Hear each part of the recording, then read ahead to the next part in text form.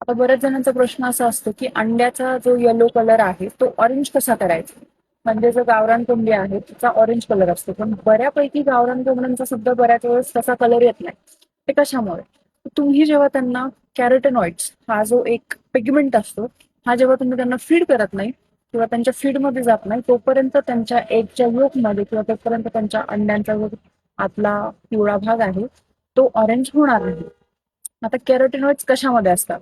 तर कॅरोटीन आपले जे शेवग्याचा पाला असतो जो आपण आपल्या फीडमध्ये वापरतो त्याला आपण मोरिंगा म्हणतो.